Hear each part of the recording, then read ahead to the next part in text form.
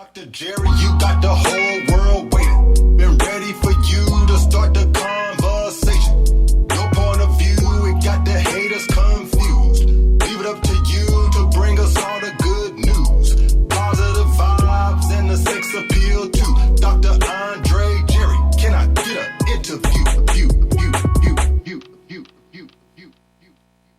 Welcome to Live with Dr. Andre Jerry, your primetime destination for bold conversations, unfiltered truth, and real-life inspiration. I'm your host, Dr. Andre Jerry, broadcasting live from the beautiful shores of San Juan, Puerto Rico. Tonight's show is sponsored by Amazon Autos. Yeah, believe it or not, Amazon is officially in the car game. You can now shop for your next ride online, compare options from trusted dealers, and handle the whole process from the comfort of your home. It's car buying made simple, convenient, and stress-free, the way it should be. Hey, I want to take a quick moment to personally thank you and everyone for tuning in to our very first weekly episode of Live with Dr. Andre Jerry. I'm super excited to be bringing you fresh new content and meaningful conversations every single week that's going to help you unlock your best life. That happens to be the title of my latest book, which is available for digital download on Kindle and on Amazon. All right, listen, so we've got an incredible show lined up for you today. Our topic this week is toxic friendships, how to know when to let go. So this topic is inspired by my own personal experiences and some things I've had to learn the hard way over the years. And of course, if I'm sharing my story and can help you avoid some of the landmines that I've stepped in, then that's awesome. That's what this show is all about.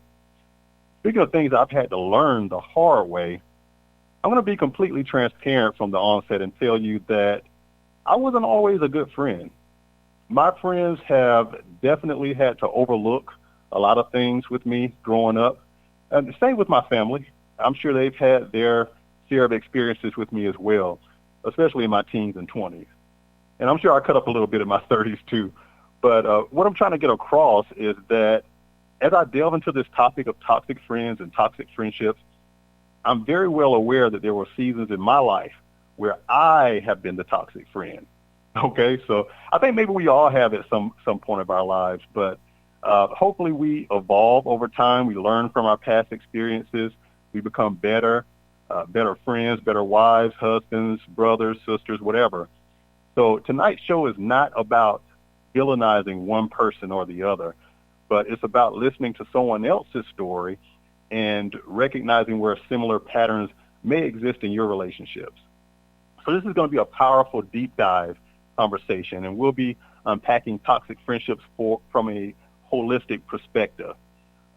When and why it's time to let go, the psychology behind these kinds of relationships, and most importantly, how to move forward with clarity, closure, and peace.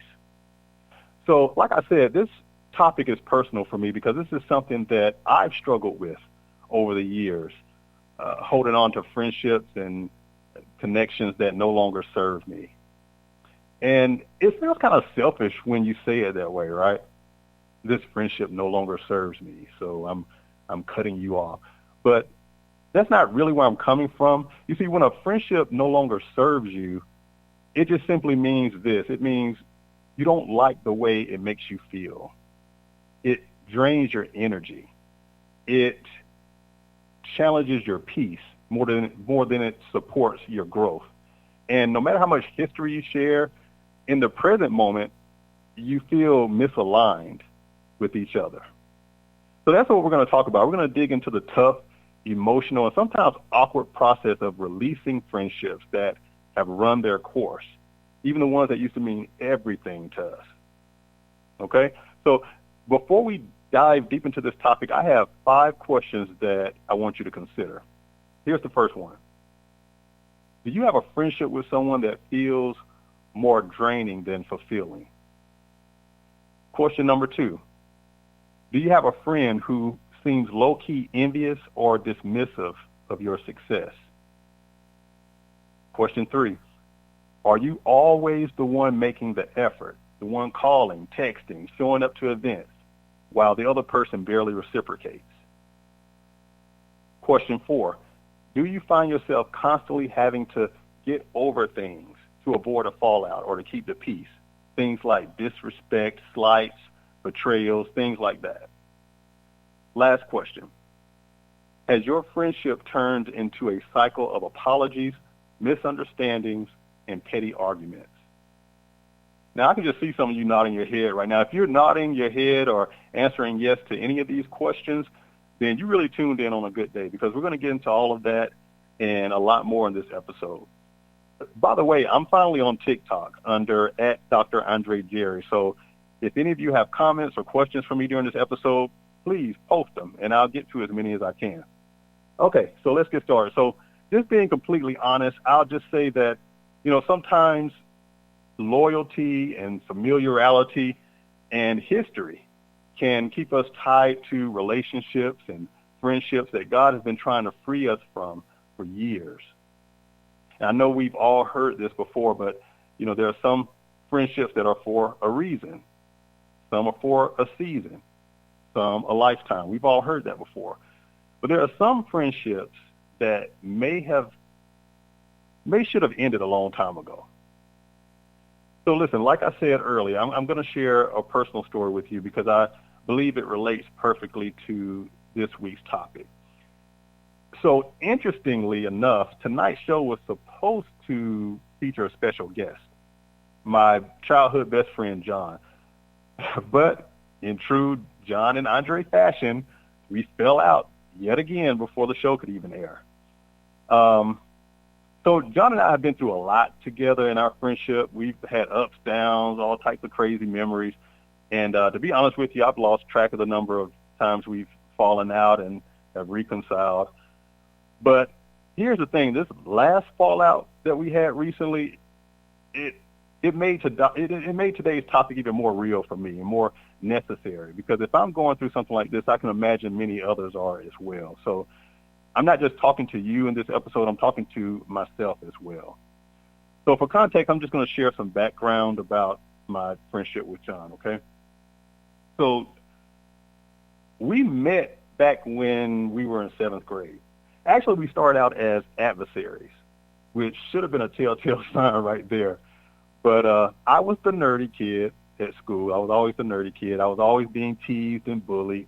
And I remember always sitting at the front of the class because for me it felt more safe, right? Like I felt like I had a better chance of being shielded from all the bullying if I sat close to the teacher. Plus I wore glasses. I couldn't hardly see the board anyway if I sat too far. But I'll never forget my first interaction with John. So we were in 5th period. The name of the teacher was Mr. England. It was social studies. And during this particular period, John was always that kid who was constantly talking junk about me, like every single day. I could just hear him in the background every day with his friends. They'd make fun of my hair, make fun of my clothes, my glasses, just any and everything you could think of. And this was on a daily basis. And so every day I just tried to ignore him. I try to just pay attention to the teacher, pay attention to the lesson, and act like I didn't hear it. Well, one day I got tired of that shit, and I got up, walked over to John. I said, "I'm tired of you always talking about me." And he stood up, and he was like, "Well, what you want to do, Urkel?" And then by this time, the class was just like, "Ooh, you know how it is when a fight's about to pop off." But Mr. England wasn't having any of this. He was like, hey, you two are not tearing up my classroom. Andre, John, out in the hallway now. So he takes both of us out in the hallway. You could kind of see the other students peering through that little glass window in the door. And Mr. England was like, "So you two want to fight, right? Go right ahead, fight." And so we both just sort of like stared at each other for a moment. And John was like, "Hit me first." And I was like, "You hit me first." "No, you hit me first." And then after a while, Mr. England was like, "Oh, you two ain't going to do nothing. Go back to your seats and be quiet." And so I don't know, but some kind of way, don't ask me how, after that, we just end up becoming best friends after that. And from that point, we were really like thick as thieves for the remainder of 7th grade. And, all through the next year, 8th grade, we had junior high on lock. We were like a a terrible twosome. We wreaked havoc all over that school. In fact, we had become so notoriously linked that in 8th grade, the student counselor, she changed our class schedule. And I think she did it mid-year, because I think at the beginning of the year we had the same classes, but mid-year they changed all of our classes so that we had no classes together whatsoever, not even PE. And on top of that, the counselor met with both of our moms, and she gave a very strong recommendation that we should not attend the same high school. We were both supposed to go to Columbus High School. And do you know our mom actually listened to that mess and put us in 2 different high schools? John went to Columbus. I ended up going to Shaw High School. But that didn't stop the John and Andre show. We were still close. We were still a dynamic duo all the way through high school. After graduation, John joined the Army. I joined the Air Force. We still kept in touch. We wrote letters to each other while we were in basic training, and we talk on the phone occasionally. And, do what best friends do, reminisce about when we were teenagers. And, whenever we were both back home, we hang out with our other friends, and it'd be just like old times. But somewhere along the line in our adulthood, something sort of shifted. As we got older, I started to notice we clashed more.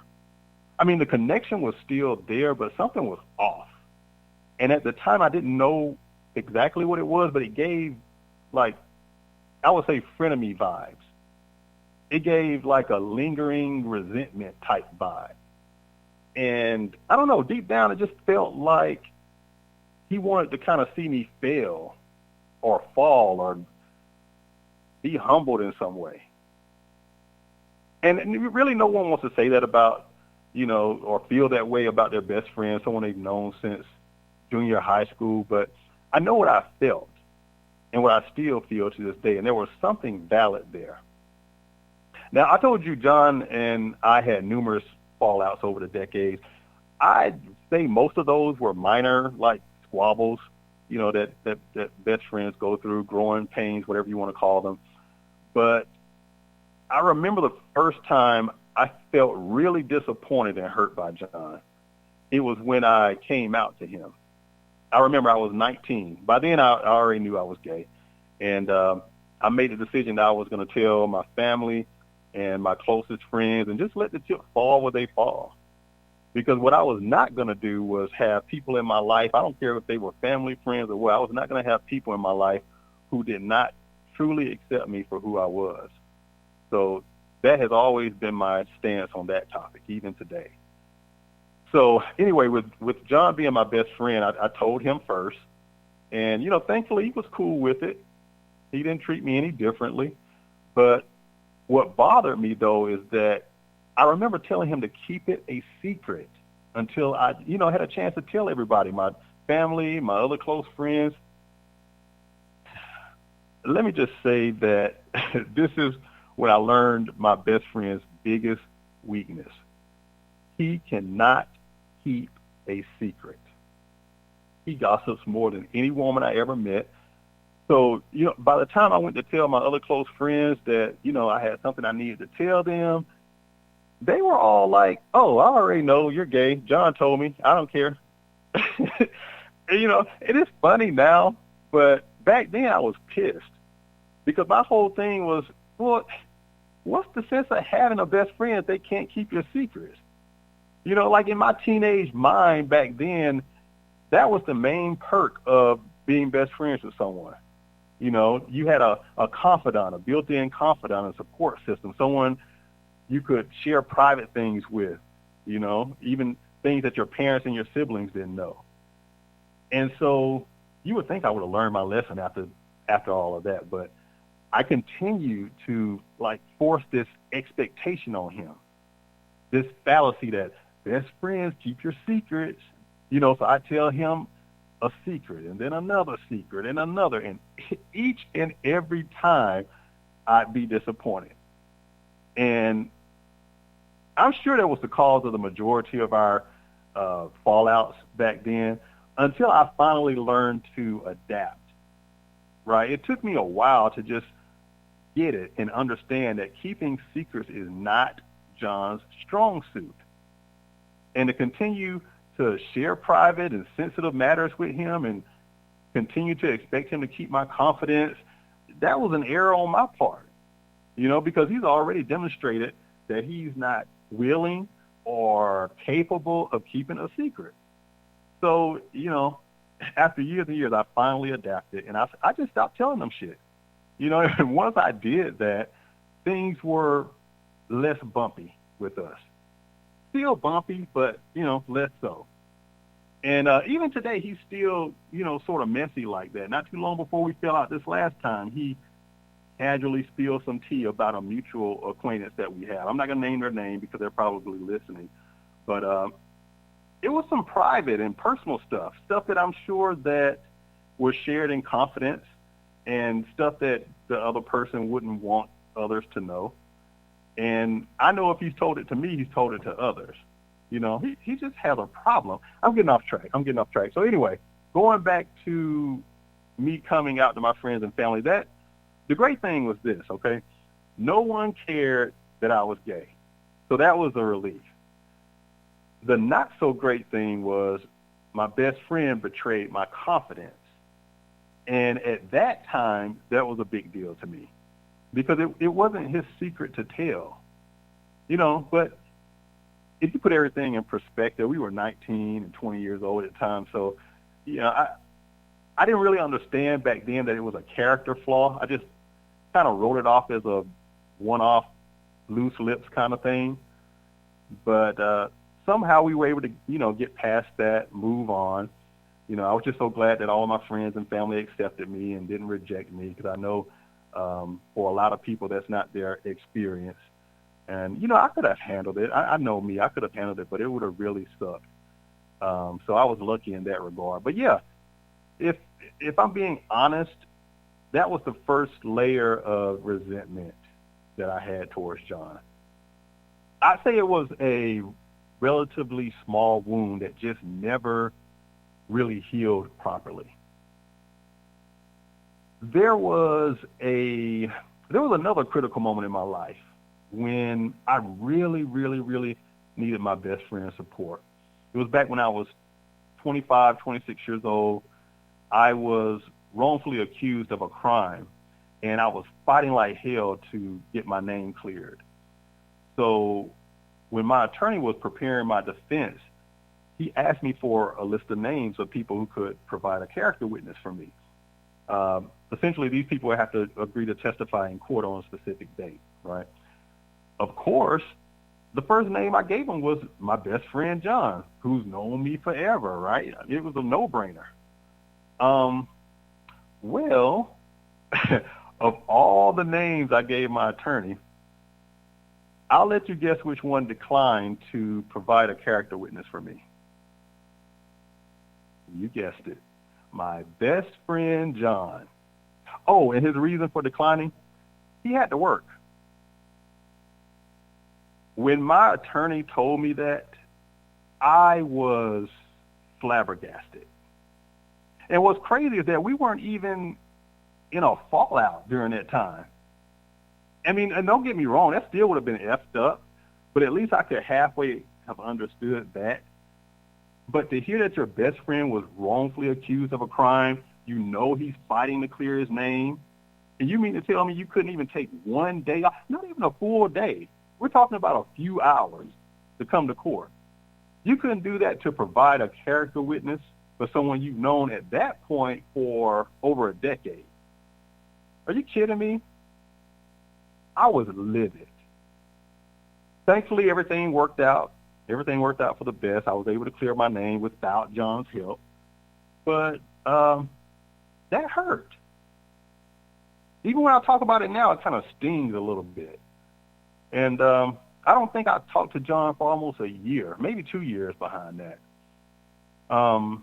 Years later, we finally addressed it, but by that time, the damage had already been done. Plus, he never really apologized or he didn't take accountability for it. So again, that was another deep wound that just never fully healed. And even when we did finally reconcile, our dynamic was never really the same. It just wasn't, because that incident never left my mind. And I never trusted him after that because I felt like, wow, this is someone that I can't really depend on or rely on. Like, this is someone who just does not have my back at the end of the day. That's the mindset that I developed from that. And that's a hard pill to swallow, especially with someone that you've been best friends with since you were 13. And I didn't realize it at the time, but there was a really deep resentment towards John building up from that letdown that festered for years. And the thing about it is I didn't even really notice it. We still laughed and joked and hung out occasionally, but beneath all of that, resentment was growing like a cancer year after year. The longest fallout that John and I had was about 5 years long. We were probably about 35, somewhere around 35, 36 years old. And I remember during that era, I had been in a long-term relationship for about 7 or 8 years, maybe longer. John was caught up in the perpetual dating cycle of Atlanta. Still is to this day. I know that comes across shady, but it's the truth. And there's a reason why I mention that. If you're sharp, you'll catch it. But anyway, back to the story about the 5-year fallout. Okay, so somehow he had gotten involved with this obviously mentally ill con artist woman, and she tricked him into thinking that she was pregnant by him. The entire thing reeked of like scam, red flags, just the whole 9 yards. It was very much giving Maury Povich back then. I could see straight through this woman. John's other friends could see through her. We all tried to tell him, look, man, you're being played. We told him over and over. It fell on deaf ear. I don't know what was going on with him at that time.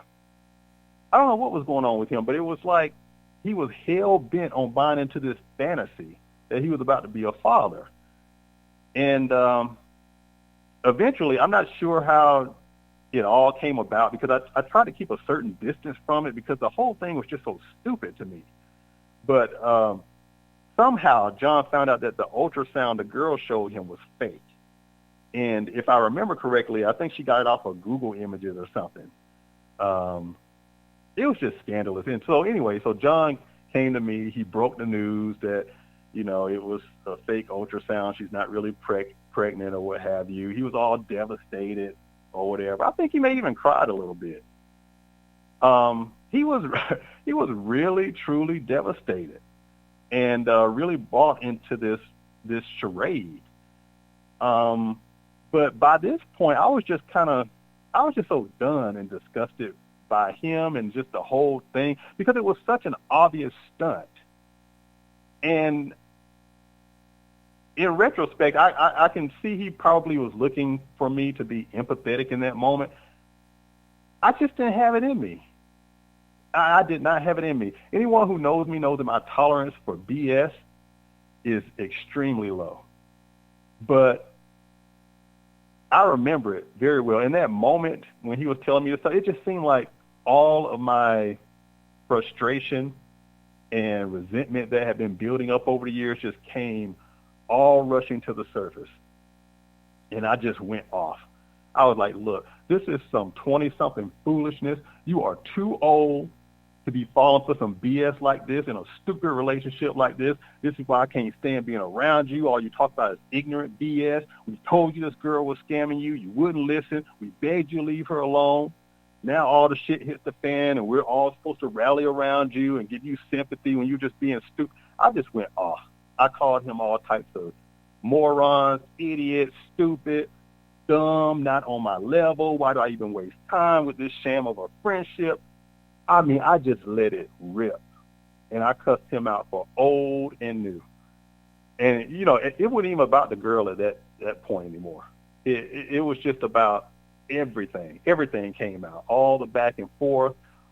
the disappointments, all the unkept secrets, not being there when I really needed him the most, just everything came out. And when I finished unloading on him, we didn't speak for 5 years after that. 5 years. It was the longest we had ever gone without communication. And that 5 years of silence, it wasn't planned, it wasn't declared, nothing like that. It just kind of happened organically. And honestly, I think both of us needed that time. I really do, because we were two people who had grown in different directions. And we were both clinging to a friendship that had stopped serving either one of us a long time ago. And it wasn't until a mutual friend, ironically, his name is also John, but he stepped in and sort of orchestrated a reconciliation. And we found our way back to speaking terms after 5 years had passed. And, you know, surprisingly, we picked right up where we left off. You know, we still had that banter. We still had the jokes, the movie quotes, the memories. It all just came rushing back like no time had passed. And, you know, that's how it is with best friends. I know a lot of you can relate with that. But there was still a problem. By this time, we were in our 40s, our early 40s by then. We were more mature. We have evolved a lot more. We were more experienced. But I noticed our conversations hadn't really grown with us.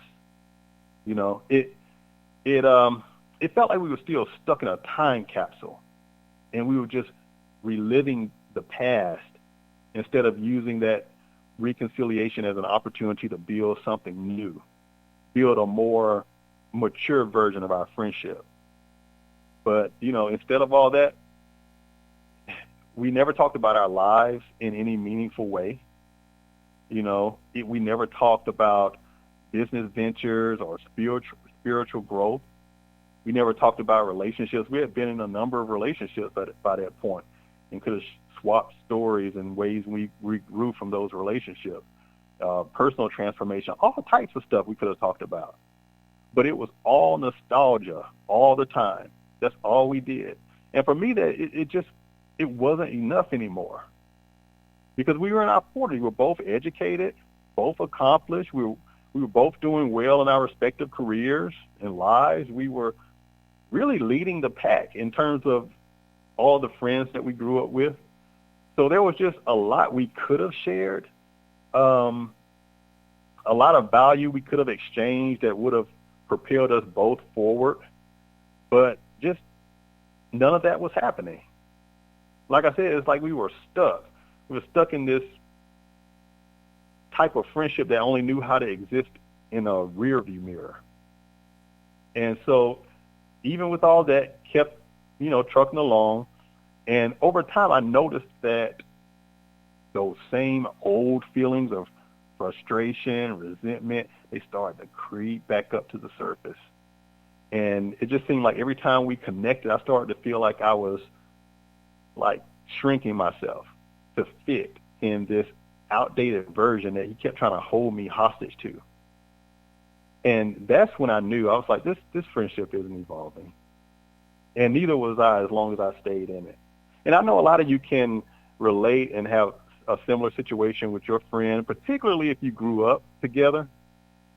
You know, I feel like this. I think childhood friendships and childhood best friends, I think they're great during their prime. You know, but in my opinion, those are some of the most difficult friendships to sustain into adulthood. And here's why I say that. Those friendships were formed during a time in your life when your identity as a person was still developing. You know, you were bonding over shared experiences, common environments. Maybe you went to the same school or lived in the same neighborhood. Maybe you went to the same church. And you were kind of navigating the world together for the first time. But time goes on, you get older, life starts pulling you in different directions geographically, just different directions, and it just starts to be a divide there. And so it just becomes really interesting how that works. And before you know it, you just get to a point to where you're just not seeing eye to eye. You're sort of misaligned. And that's what happened in our friendship. And, but a lot of these childhood friendships, they seem to be rooted in who you were, and not necessarily who you've become. And I think what happens is that friend, whoever your friend is from your childhood, they still see you through the lens of the past and not the grown version of yourself that has learned and healed and grown up, leveled up.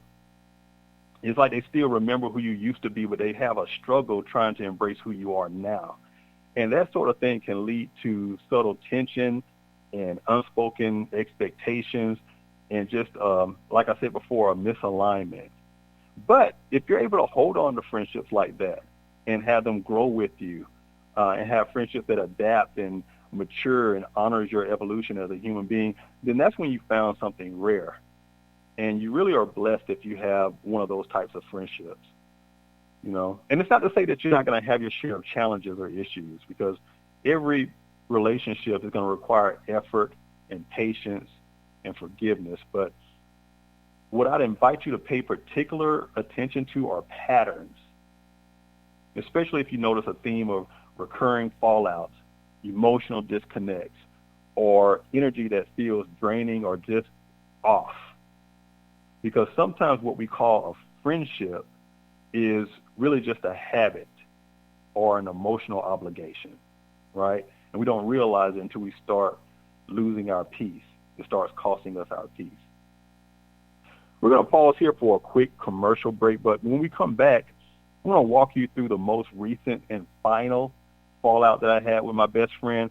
I'll share what pushed me to finally draw the line, how I processed it, and what I've learned about letting go of people who no longer align with your future.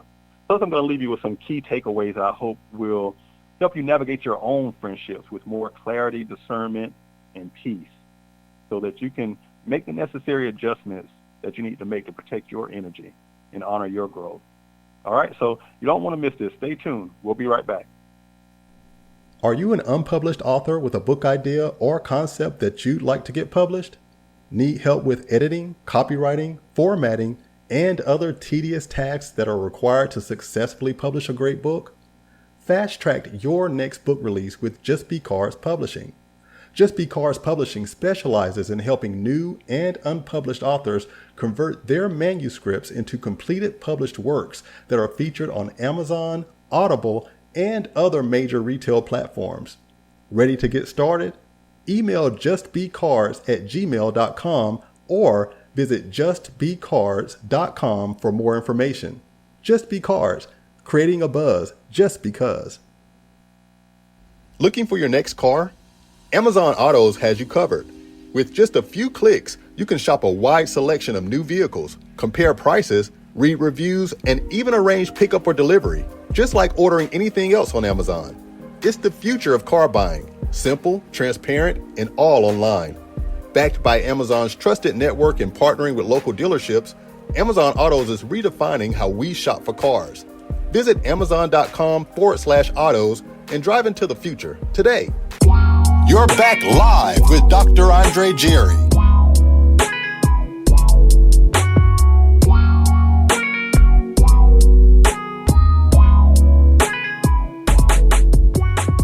All right, welcome back to Live with Dr. Andre Jerry.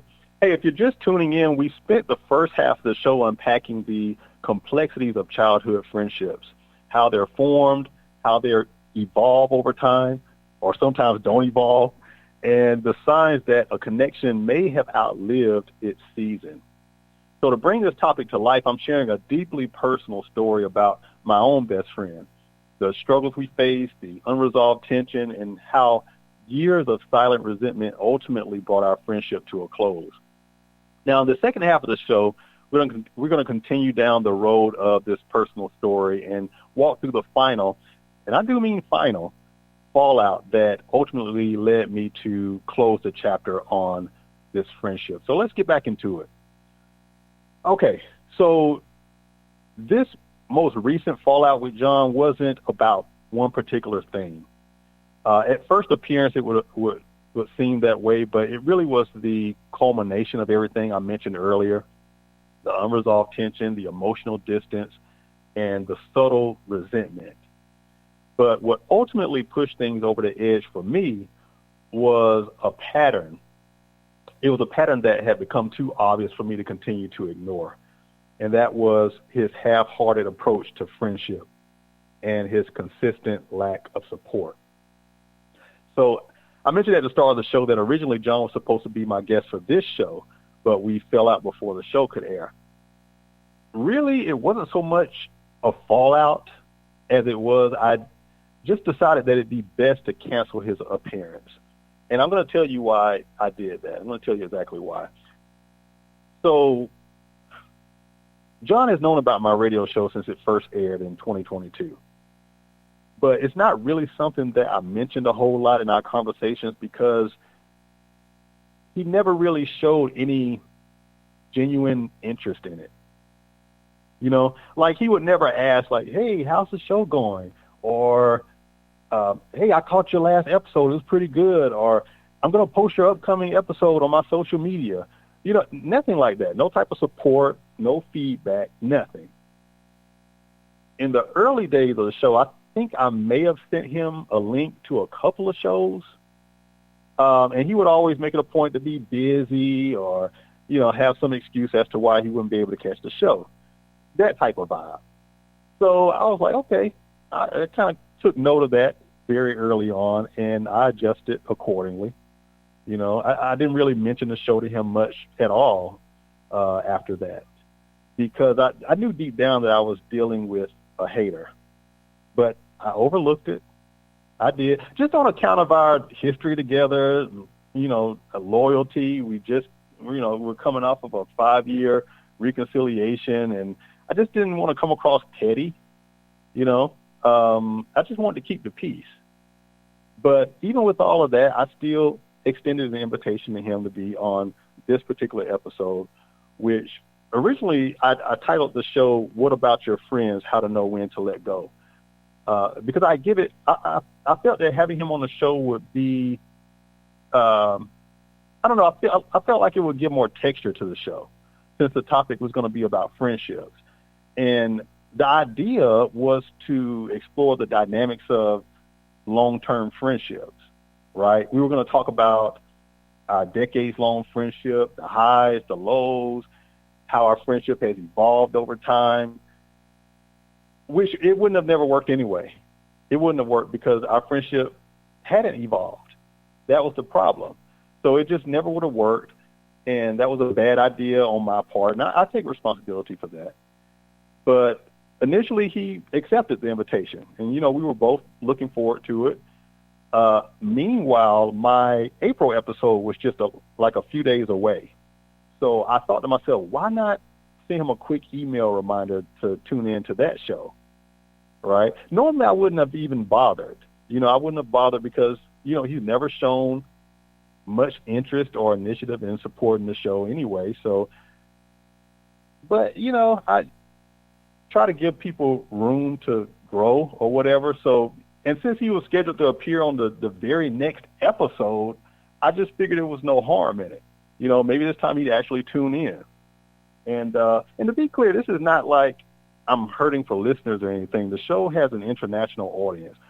This was more about extending a gesture of inclusion to him and just grounding the topic with a personal story and someone tied to, you know, my past. And so against my better judgment, I went ahead and sent him the email reminder for the April show. But this is what pissed me off. I sent him the email. It was against my better judgment, so that was a bit of a sign. But what pissed me off, he didn't even have the decency to respond. He didn't even acknowledge the email. You know, most friends would have said something like, hey, I got your email. Thanks, I'll be sure to tune in. Even if they don't tune in, it's just you took a moment to say, hey, I'm acknowledging that you sent me something. I got it, whatever. You know, or send a thumbs up or something. He didn't even acknowledge it. It was like I never sent it. And I know a lot of you may be thinking like, well, I don't understand. What's the big deal? it's not about the email so much for me. The big deal is that this type of slight from John hits a nerve with me, because for someone who is so quick to call me his best friend and all of this, he won't even lift a finger to hit a like button for something that I'm passionate about. And he has a track record of being unsupportive. That's what the big deal is for me. Now, any other time I email John or text him like a movie meme or joke or, something trivial, he'll respond right away. We're talking like less than 5 minutes. But something meaningful or important to me, crickets. And so that was really the last straw for me. And when I say it was the last straw, I'm more so talking about me being fed up with myself. Because here I was going out of my way to be inclusive and invite him on a platform that he never helped build, never promoted, supported, liked, inquired about, nothing. So I was more frustrated with myself than I was at John at this point, because John was just doing John. He'd been doing this for decades, being half-hearted, half-assed, unsupportive. But I was the one who failed to draw a line in the sand with that behavior. I'm the one who kept running back to a friendship that I knew had toxic elements. So why would I be mad at John when I'm the one who ignored my intuition about this friendship for all these years? So the conclusion I came to was better late than never. Better late than never. This is a friendship that has long run its course for whatever reason, and I hate it this way, but John and I just don't mesh well together as adults. We just don't. I wish we did, but, we were great as childhood best friends, but unfortunately that was just never able to transition into anything sustainable and into a healthy friendship in our adulthood. Does that make either one of us terrible people? No, absolutely not. It just means we had our time. We had our season. And now we both need to move on. So after I had a chance to think about all this, I sent him an email. I don't know if I have time to read it, but I'll read you what I sent. This was on April 26th. I said, I decided to cancel your appearance on May 7th. Why should you be invited as a guest on a show that you never once supported? Every time I've mentioned the show to you or sent you a link, you've never supported once. This last email I sent you about it, you didn't even respond. But had I sent you an email talking about nonsense or a movie quote, I would have probably gotten a response from you right away. That's that side of you that has always bothered me. It's like you're half hater, half friend.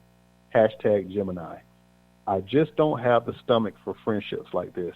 Either be all in or all out. Tired of this awkward dance between us. Let's just love each other from afar and enjoy life and the memories we had when we were younger. And John sent a response. He sent one later on that day. I'll quickly read his. He says, Andre, I'm sorry to hear you feel that way. I value our friendship, and I'm disappointed if you feel that way. I even mentioned weeks ago that I subscribed to your podcast on YouTube. I hate when people call it a podcast. It's a radio show. But nonetheless, we didn't talk for about 1.5 years after completing your schooling due to our disagreement. I was listening to it prior and mentioned it even when you were on as a guest for another person when you first got into podcasting. So please don't tell me I've never supported you. With the way we have been the last several years, it's almost we have to start over from scratch each time we have a falling out. In most cases, it takes months to a year for that to even happen. If you really want to say that I'm a hater, half friend, think about this long and hard. Who has always been in your corner? Even when you have done things I didn't agree with. Me, John Murray. Even when you sent that letter to Roro that could have destroyed my family, but I forgave you. Even when you told me you were gay, I still supported you with all my heart, regardless of what anyone said. Look at all the friendships you've had in the past. Who has stuck around for you all through the drama? In my past, I've had to turn the other cheek many times from things, but I was like, this is my little brother. So if you feel that way, it's because you felt that way for a long time. I don't want you to feel like you have to have a stomach for friendships like this. Sometimes you have to tell people how you feel versus not saying anything so understanding can be reached. Be well, John. Okay, that's fine. So what I get from this exchange is that we we both got love for each other. We have a lot of history together, but we have very different emotional needs and expectations where friendships are concerned. Both of us have valid feelings, but it seems like we're operating from two completely different emotional frameworks. For me, I've reached a place in my life where reciprocity matters. I value friendships that are balanced or that feel balanced, and we have a mutual support. We have a genuine enthusiasm for each other's growth. And that emotional investment that doesn't leave me questioning where I stand with you.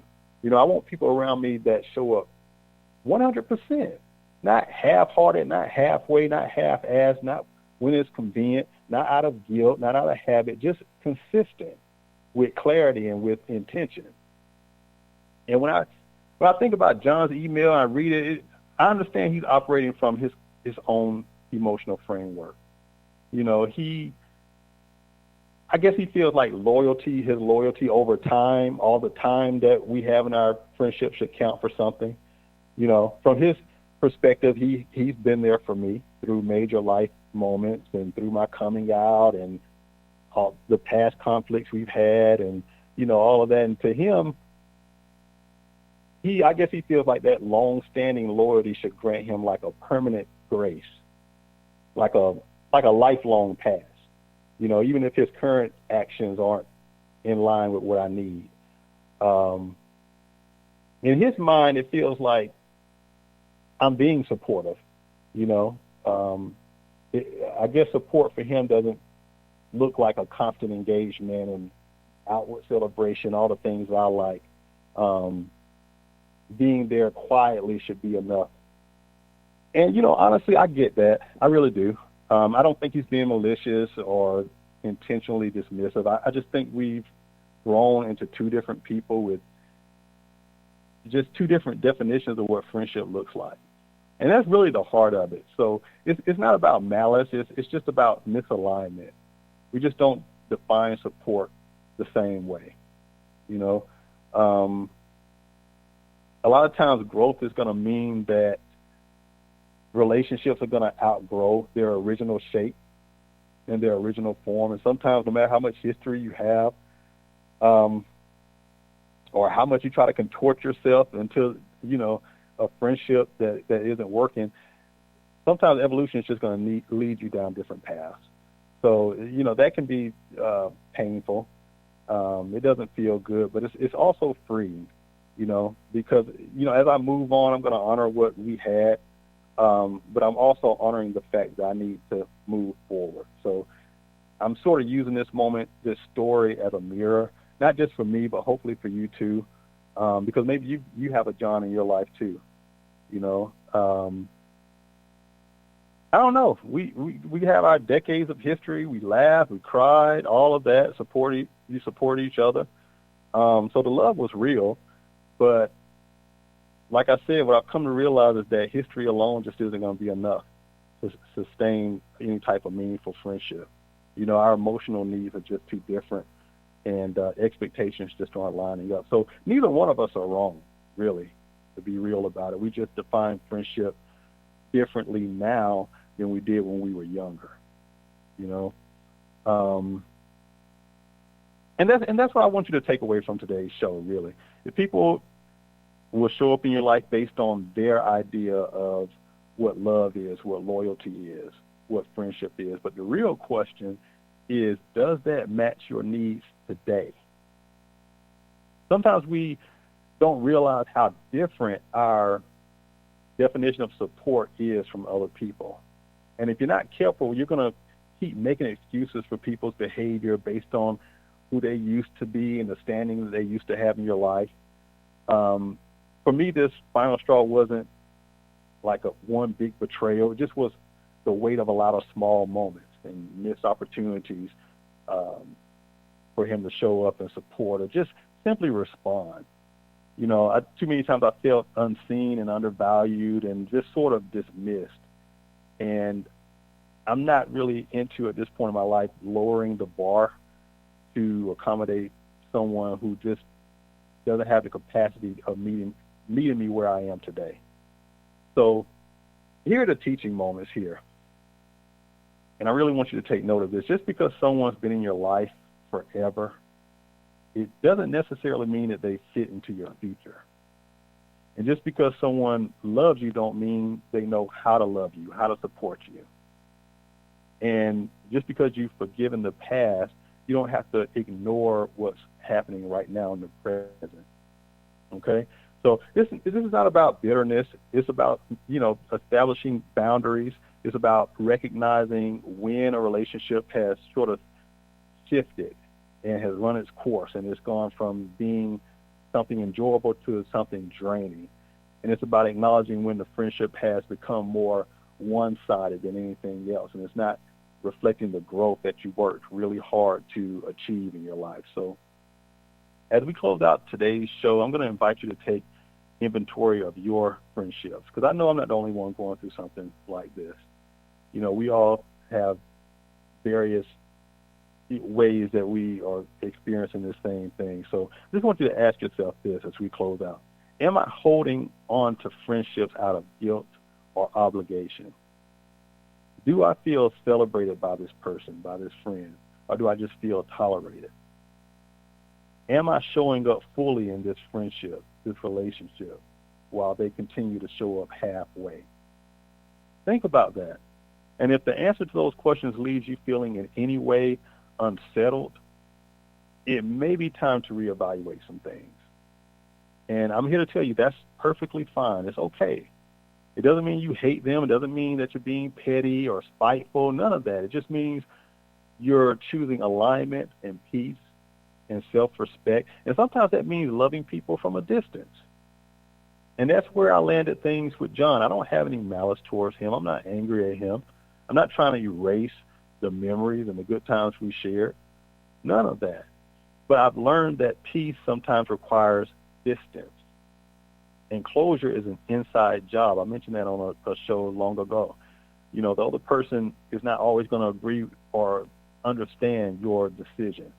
But sometimes closure is just you choosing yourself and standing in that decision. So I want you to leave with something that took me a lot of years to learn.